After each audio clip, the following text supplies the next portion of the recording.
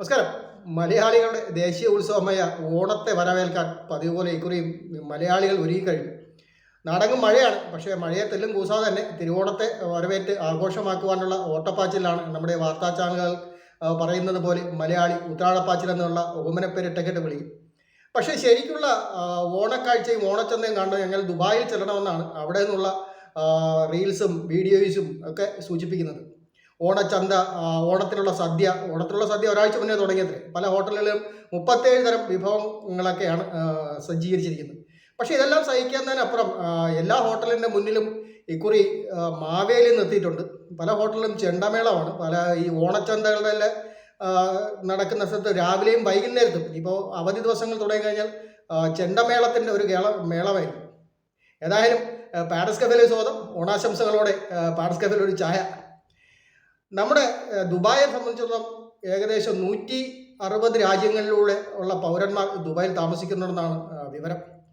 അതിൽ ഇന്ത്യ മഹാരാജ്യത്തെ ചെറിയൊരു സംസ്ഥാനമായ കേരളത്തിൻ്റെ ദേശീയോത്സവമാണ് ഇത്രയും കൊട്ടിഘോഷിച്ച് ദുബായിൽ നടത്തുന്നത്. പല മാളുകളിലും വളരെ ഓണാശംസകൾ എന്ന ബോർഡ് വെച്ച് മലയാളത്തിൽ എഴുതി വെച്ചിരിക്കുന്നു. 146 രാജ്യങ്ങളിലെ പൗരന്മാർക്ക് പലർക്കും ഇതിന് ഈ മലയാളം വായിക്കണമെന്നില്ല. നമ്മുടെ ഇന്ത്യയിലുള്ള തമിഴ് സഹോദരങ്ങൾ പോലും മലയാളം വായിക്കാനില്ല. അപ്പോഴാണ് നമ്മുടെ എല്ലാ മാളിലും ഓണാശംസകൾ, എല്ലാ ഹോട്ടലിലും ഓണത്തിൻ്റെ തിരക്ക്. ഇപ്പോൾ അവിടെയുള്ള ബംഗ്ലാദേശി പൗരന്മാരുടെ അടുത്തായിരുന്നാലും പാകിസ്ഥാനി പൗരന്മാരുടെ അടുത്തായിരുന്നാലും അവർക്കൊക്കെ ചോദിച്ചു കഴിഞ്ഞാൽ ഓണം ഓക്കെ ശരിയാണ്, കൊള്ളാം എന്നൊക്കെ ഉള്ളൊരു അതുണ്ട്. വളരെ ശാന്തമായിട്ട് ആഘോഷിക്കേണ്ട ഒരു ഉത്സവമാണ് ഓണം. അപ്പോൾ അതാണ് അവിടെ കൊണ്ടുവന്ന് ഇനി പുലികളിയും മാവേലിയും ചെണ്ടമേളമൊക്കെ ആയി വളരെ തകൃതിയായിട്ട് ആഘോഷിക്കും. പക്ഷേ ഇത് പറഞ്ഞു വരുന്നത് പണ്ട് നമ്മുടെ ബ്രിട്ടൻ, അവിടെ അടുത്തൊരു കലാപം നടന്നു. ബ്രിട്ടനിലെ സ്വദേശിവാസികൾ സംഘടിച്ച് അവിടെ കുടിയേറിയ പൗരന്മാർക്കെതിരെ വലിയ തോതിൽ കലാപം അഴിച്ചുവിടുന്നുണ്ടായി. അവർ സഹികെട്ടിട്ടാണ് റോഡിലിറങ്ങിയത്. കാരണം റോഡ് തടസ്സപ്പെടുത്തി നിസ്കരിക്കുക, റോഡിലൂടെ മലയാളികളുടെ കലയായ പാറമുള വള്ളസദ്യ നടത്തുക, റോഡിലിറങ്ങി മറ്റുള്ളവരുടെ സഞ്ചാര സ്വാതന്ത്ര്യത്തെ ഹനിച്ചുകൊണ്ട് ഗണേശോത്സവവും നമ്മുടെ അഷ്ടമിരോഹിണിയും അതല്ലെങ്കിൽ തൃശ്ശൂർ പൂരവും ഒക്കെ നടത്തുക. ഇതെല്ലാം കണ്ട് പൊതുവെ വളരെ ശാന്ത സ്വഭാവക്കാരാണ് ഈ ബ്രിട്ടൻകാർ. അവർ ഫുട്ബോൾ തെന്മാടികളൊക്കെ തന്നെ വിളിക്കുന്നുണ്ടെങ്കിൽ മറ്റുള്ളവരുടെ അടുത്ത് വളരെ ശാന്തമായിട്ട് എല്ലാവരെയും കണ്ടാലും ഒരു ഗുഡ് മോർണിംഗ് പറഞ്ഞ് ചിരിച്ചു പോകുന്ന ബ്രിട്ടീഷ് പൗരന്മാർ അവസാനം സഹികെട്ടാണ് ഈ കുടിയേറ്റക്കാർക്കെതിരെ രംഗത്തെത്തിയത്. അവരൊന്നെന്ന് പറഞ്ഞു കഴിഞ്ഞാൽ ഈ റോഡ് അവരുടെ ഏറ്റവും വലിയ പേടി സ്വപ്നമാണ് ഈ റോഡ് തടസ്സപ്പെടുത്തി നിസ്കരിക്കുക. അതുപോലെ ഏതെങ്കിലും ഒരു ഫെസ്റ്റിവൽ അത് റോഡിലൂടെ സഞ്ചരിപ്പിക്കുക, കിലോമീറ്ററോളം ഉത്സവം നടത്തുക.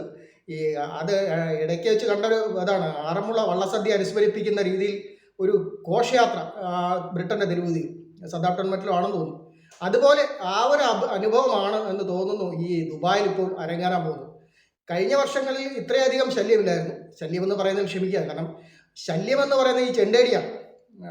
ഇപ്പോൾ ഊഹിക്കാൻ പറ്റും, നമുക്കിവിടെ ഈ വീഡിയോയിൽ കാണാൻ ഊഹിക്കാൻ പറ്റും. എത്രയോ പൗരന്മാർ ഇതെന്നും ഇവർ വളരെ വിസ്മയത്തോടെ നോക്കുകയാണ് എന്താണ് ഈ തെരുവിൽ സംഭവിക്കുന്നത്. ഈ തെരുവിൽ ഈ ഹോട്ടലോടനുബന്ധിച്ച് മറ്റുള്ള വ്യാവസായ ഷോപ്പുകളാണ്, പിന്നെ ഈ ബിൽഡിങ്ങുകളുടെ മുകളിൽ താമസിക്കുന്ന മറ്റ് ദേശക്കാരുകൾ, അവർക്കൊക്കെ ഈ ചെണ്ടേടി വളരെ അസഹ്യമായിരുന്നു. ഒരുപക്ഷെ ഇന്ത്യയോട് ഏറ്റവും അടുത്ത് നിൽക്കുന്ന ദുബായ് ഭരണാധികാരികൾ, മലയാളികളെ ഏറ്റവും അധികം സ്നേഹത്തോടെ സ്വീകരിക്കുന്ന ദുബായ് ഭരണാധികാരികൾ ഒരുപക്ഷെ ഇതിന് അനുവാദം കൊടുക്കുകയും അവർ ഇത് ആഘോഷിക്കട്ടെ എന്ന് ചെയ്യുകയും ചെയ്യും. പക്ഷെ മറ്റുള്ളവരുടെ ഒരു സ്വകാര്യത ഇത് ഹനിക്കപ്പെടുന്നുണ്ടോ എന്നൊരു സംശയം. കാരണം ശബ്ദ മലിനീകരണം, ഇത്രയും ദുബായ് നഗരത്തിൻ്റെ വാഹനത്തിലൊക്കെ അറിയാം. പക്ഷേ എത്രയോ വാഹനത്തിലൊക്കെ ഉണ്ടെങ്കിൽ ആരും ഒരുപാട് ഉച്ചത്തിൽ ഹോൺ അടിക്കുകയോ അല്ലെങ്കിൽ ഒരുപാട് ഉച്ചത്തിൽ മറ്റുള്ളവരെ തെരുവ് വിളിക്കുകയോ ചെയ്യില്ല. പക്ഷെ അവിടേക്കാണ് നമ്മുടെ ഈ ചെണ്ടമേളം കണക്കുള്ള വളരെ ശബ്ദം ഉള്ളൊരു ഇത് ചെല്ലുന്നത്. പലപ്പോഴും ഈ വീഡിയോ ശ്രദ്ധിച്ചറിയാം, ഇത് ചെണ്ടമേളമല്ല, ഈ നമ്മുടെ ഈ പാണ്ടിമേളമാണ്. തമിഴ്നാട്ടിൽ ശവമൊക്കെ കൊണ്ടുപോകുമ്പോൾ അടിക്കുന്ന പാണ്ടിമേളത്തിന് തുല്യമായിട്ടാണ് പലപ്പോഴും ഈ ചെണ്ടമേളം എന്ന് പറയുന്നവർ അടിക്കുന്നത്. അതൊരു അടിക്കുക മാത്രമല്ല, അവർ ഈ നാട്ടിൽ നിന്ന് കൊണ്ടുവന്ന ചെറുപ്പക്കാരാണെന്ന് തോന്നുന്നു, അവരത് വളരെ ഉത്സാഹത്തോടെ ഡാൻസും കളിക്കുന്നു. പക്ഷെ മറ്റുള്ളവർക്ക് അന്യമാണ്. ഇപ്പോൾ ഏഷ്യൻ വംശജരും യൂറോപ്യൻ വംശജരും ആഫ്രിക്കൻ വംശജരും മിഡിൽ ഈസ്റ്റിലെ പൗരന്മാരും എല്ലാം ചേർന്ന് താമസിക്കുന്ന ഒരിടത്ത് ഒരു ചെറിയ സംസ്ഥാനത്തിൻ്റെ ദേശീയോത്സവം ഓണസദ്യ കഴിഞ്ഞ എത്രയോ വർഷം കൊണ്ട് ദുബായിൽ കൊടുക്കുന്നുണ്ട് സുഹൃത്തുക്കൾ പറയാറുണ്ട്. പക്ഷെ അതിന് പുറമെ ഇനിയിപ്പോൾ അടുത്ത വർഷം ഇപ്പോൾ ഈ ഓണസദ്യ പ്രത്യേകിച്ച് ഇത്തവണ ദുബായ്ക്ക് അവധിയുള്ള ഞായറാഴ്ചയും കൂടിയാണ്. അപ്പോൾ ഓണ ദിവസം എന്തായാലും കൊഴുക്കുമെന്നർത്ഥം. അപ്പോൾ മറ്റുള്ള അവധി ദിവസം കൂടിയാണ്. അവധി ദിവസം യു എ നിവാസികൾ സാധാരണ യു എ ദിവസത്തിൽ ഉറങ്ങാൻ പിന്നെ ഇഷ്ടപ്പെടുന്ന ദിവസവും ആ സമയത്താണ് ഇത്രയും വളരെ ഉച്ചത്തിൽ ചെണ്ടമേളം നടത്തിക്കൊണ്ട് മറ്റുള്ളവരുടെ സ്വകാര്യതയിലേക്ക് കടന്നു കയറാൻ മലയാളി എന്ന മനഃപൂർവ്വം ചെയ്യുന്നതല്ല, അവർ ഒരു ആഘോഷത്തിൻ്റെ ഭാഗമായി ചെയ്തു പോകുന്നതാണ്.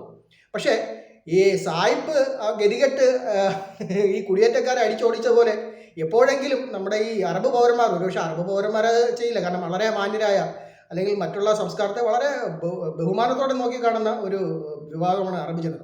പക്ഷെ മറ്റുള്ളവർ ഇപ്പോൾ പാകിസ്ഥാനി ആയിരുന്നാലും അവരെ ആരെങ്കിലും എപ്പോഴെങ്കിലും ഇത് സഹിക്കാൻ പറ്റുന്നില്ല എന്നൊരു കംപ്ലൈൻറ്റ് കൊടുത്തു കഴിഞ്ഞാൽ അവിടുത്തെ അതോറിറ്റികൾക്ക് ഒരുപക്ഷെ ഇതിനെതിരെ നടപടി എടുക്കേണ്ടി വരും. അതിലേക്ക് പോകാതിരിക്കട്ടെ. അപ്പോൾ ഓണം ആഘോഷിക്കൂ. ഓണം നമ്മുടെ സ്വകാര്യതയാണ്. മറ്റുള്ളവൻ്റെ ഉറക്കത്തെ കെടുത്തുന്നതായിരിക്കരുത് നമ്മുടെ ഓണം. അപ്പോൾ പാരഡൈസ് കഫേയിൽ ഓണാശംസയുണ്ട്. ചൂടുള്ള ചായക്കൊപ്പം കാണാം.